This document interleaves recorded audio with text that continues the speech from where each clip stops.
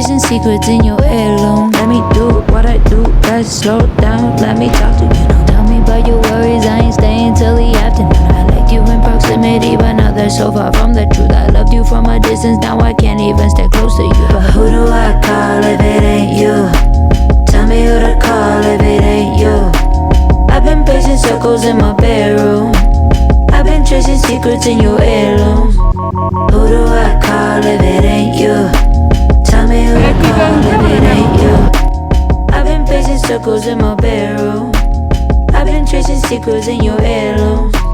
Calculating all the aftermath. Now a nemesis, a menace in my mind. A protagonist and all my dreams. Ceiling on my doubts, only healing in this drought. I've been singing to the ceiling. Ok, ça y est. Je me suis posée. J'ai fait mon premier plongeon dans la piscine. Alors du coup, je te partage mon expérience. Je sais pas si toi tu veux aller au Sri Lanka ou pas, mais je me suis dit que ça pouvait peut-être te servir. Je vais pas te présenter ça comme un tuto ou un truc genre à suivre étape par étape, mais je te dis moi en fait comment j'ai pu, parce que je pense que ça va devenir de plus en plus compliqué de voyager, et du coup c'est important de savoir en fait qu'on peut voyager, c'est plus difficile mais on peut voyager, c'est pas impossible. Et j'entends beaucoup de personnes dire dans mon entourage qu'en fait avec cette pandémie on ne peut pas voyager et que ça y est c'est mort, mais en fait quand on veut on peut. Et c'est plus difficile, ça demande beaucoup plus d'organisation, ça demande beaucoup plus de temps, d'énergie, d'argent aussi. Nous qui sommes adeptes finalement du voyage pas cher, entre guillemets, un peu backpackers avec le sac sur le dos, etc. C'est vrai que là, ça demande beaucoup plus d'investissement pour pouvoir voyager.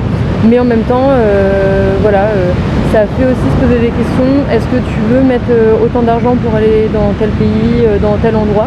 Moi par exemple ça a été ma motivation, c'était beaucoup plus cher pour aller au Sri Lanka, on aurait pu ne pas y aller, mais j'avais tellement envie d'aller en Asie cette année, c'était vraiment un de mes rêves.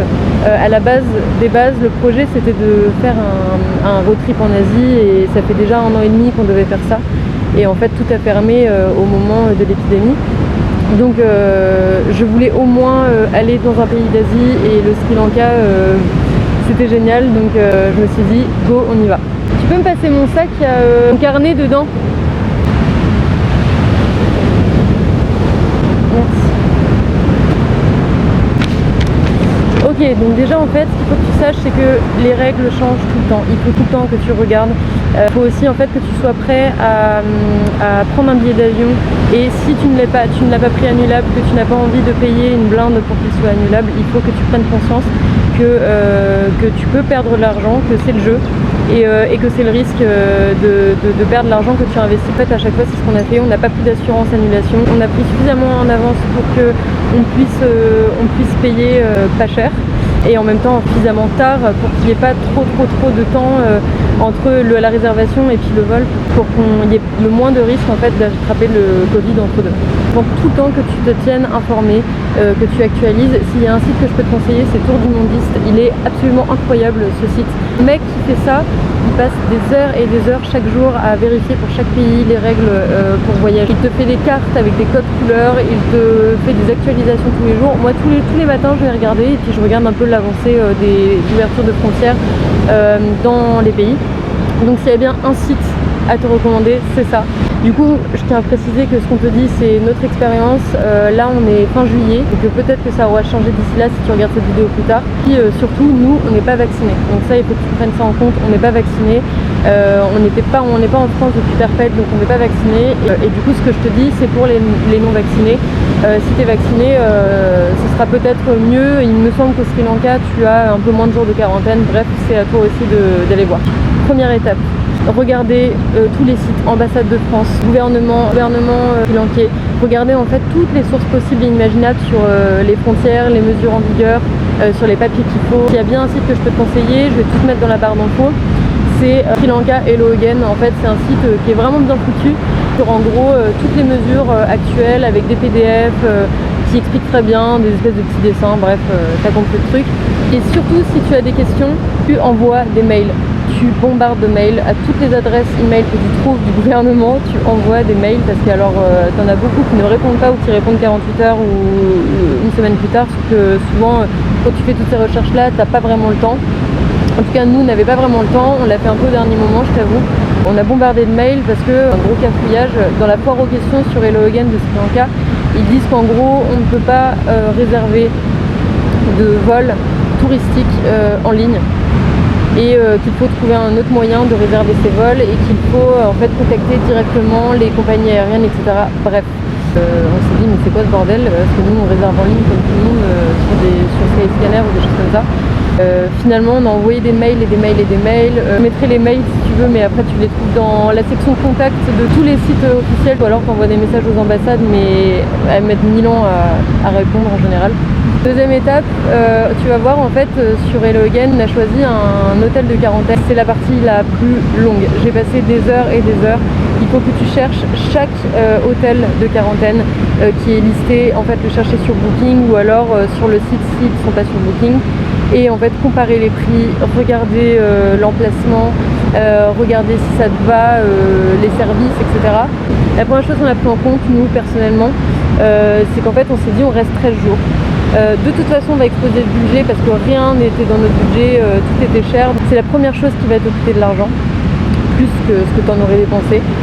On s'est dit de toute façon on veut être bien, on va rester 13 jours, on aura fait 2 jours de voyage, donc on veut quelque chose où on puisse être confort. Je suis tombée sur le Sea Rock Villa. Je te mettrai le lien en barre d'infos de l'hôtel qu'on a choisi parce que finalement je trouve que c'est un des moins chers déjà. Il est près de l'aéroport de Colombo, donc c'est aussi une dépense qu'il faut que tu prennes en compte, c'est le transfert aéroport jusqu'à l'hôtel qui doit être à la charge de l'hôtel parce que tu ne dois avoir aucun contact avec les locaux quand tu arrives. Donc en fait le Sea Rock Villa est pas très loin de l'aéroport, il est à côté de Colombo, il a une piscine, la chambre est très très spacieuse, il a une belle vue. C'est un des moins chers. Il est quand même intimiste, il n'y a pas beaucoup de chambres, enfin, c'est plutôt pas mal je trouve. Les désavantages, parce qu'il faut qu'il y en ait quand même, c'est que il parle quand même pas très bien anglais. Je sais pas trop si c'est pareil partout dans le Sri Lanka, en tout cas pour l'instant je te parle juste des gens que j'ai rencontrés dans l'hôtel. Il parle pas très bien anglais, donc il y a quand même des incompréhensions, il y a quand même des difficultés de communication, mais bon, ça c'est dans chaque pays. Il faut aussi savoir se faire comprendre, c'est à nous aussi de faire un effort et puis de s'adapter à l'autre. Et puis la nourriture beaucoup plus chère que dans le reste du Sri Lanka, c'est-à-dire que le rice and curry ou la street food que tu trouverais très peu cher dans les marchés locaux sera plus cher ici, même si ça reste tout à fait raisonnable, mais c'est plus cher en fait que ce que tu aurais dépensé normalement, ce qui fait partie d'une montée du prix global. La troisième étape, c'est réserver ton vol. Là on se dit ça y est, ça commence à se dessiner, donc on commence à être content, on commence un peu à réaliser. Mais on réalise quand même pas tout à fait jusqu'à ce qu'on ait le test PCR pour partir. Mais ne brûlons pas les étapes. Quatrième étape, tu envoies un message à l'hôtel pour réserver ta quarantaine. Là ils vont te demander en fait, tu vas devoir payer deux tests PCR d'avance. Un test PCR à l'arrivée, un test PCR en départ de la quarantaine et 10 € d'assurance Covid si tu chopes le Covid et que tu dois aller à l'hôpital. Dans notre expérience, on a eu très peur parce qu'on avait déjà réservé le vol et en fait là on doit faire un virement. Et nous on a une carte en fait Revolut en banque spécialement pour le voyage où on peut faire des virements normalement dans le monde entier, dans n'importe quelle devise. Mais un des rares pays qui n'est pas pris en charge par Revolut est le Sri Lanka. Quand on a vu qu'on ne pouvait pas faire de virement, on a eu très peur parce que, comme je te dis, on avait déjà dépensé le prix de l'avion, etc. Mais on a trouvé une solution, donc petite astuce pour toi. Le service Zoom de PayPal est génial pour ça. 2 € seulement de charge pour le virement. Cinquième étape, réserver ton ETA. L'ETA, c'est un visa en ligne sri-lankais qui dure 1 mois. Mais nous, on va l'étendre à 3 mois ou 6 mois. Et il faut que tu l'étendes sur place à Colombo au service de l'immigration. Cinquième étape, mais pas des moindres, ça nous a bien fait stresser. On pensait que tout était bon, que c'était nickel, qu'il y avait juste le passage du test PCR à faire. Mais non, là, il faut réserver le billet retour. Oui, parce que en fait, pour éviter que les gens s'installent au Sri Lanka de manière illégale, etc., ils te demandent un billet retour qui prouve en fait que dans la durée de ton visa, tu vas rester seulement la durée de visa et qu'après tu repars. Sauf que nous, on voyage beaucoup et on ne sait jamais où on sera dans 1 mois, 2 mois, 3 mois et encore moins depuis qu'il y a le Covid, on peut vraiment rien prévoir. En fait, tu as un site qui s'appelle Priceline. Et en fait tu as des billets 24 heures qui sont annulables en 24 heures et c'est quand même vachement pratique parce que du coup tu peux réserver ton billet, envoyer la preuve que tu as réservé ton billet à l'hôtel et que tu as un billet retour, et puis 24 heures après tu l'annules. La douane peut te demander ce billet retour et pas, tu pourras au pire en réserver un en fait sur le moment s'il voit que celui que tu as pris a été annulé. On a beaucoup stressé à l'arrivée parce que finalement c'était notre dernière étape avant de pouvoir profiter du Sri Lanka. C'était de passer la douane et qu'ils ne nous demandent pas de billet de retour. Donc sache qu'ils ne demandent pas dans 90% des cas. Mais nous, ils nous ont pas demandé. On était super contents. Et juste avant la porte de sortie de l'aéroport, un mec nous a sifflé et puis nous a demandé nos papiers. Voilà, qu'est-ce qu'on venait faire au Sri Lanka, nous a demandé nos passeports, nous a contrôlé quoi. Et puis dernière question, et vous avez un billet retour? Donc là, voilà, on avait notre billet retour qui avait été annulé, mais il n'a pas vérifié s'il avait été annulé, il a vu le billet retour et puis c'est passé crème et on a pu aller au Sri Lanka. Donc voilà, billet annulable en 24 heures sur Priceline. Dernière étape, juste génial, le test PCR. Voilà, faire 96 heures avant le départ au Sri Lanka, faire un test PCR, avoir un test PCR négatif. Et on a eu le test PCR négatif et là, mais c'est génial.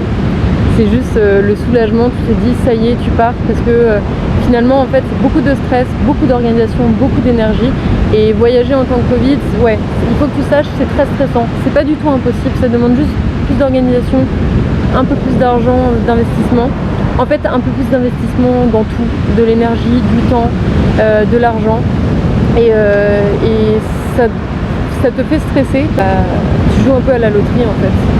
Donc il y a un risque que tu perds, mais il y a aussi un risque que tu gagnes et que tu puisses voyager dans un super pays. Donc voilà, j'espère que cette vidéo t'a plu.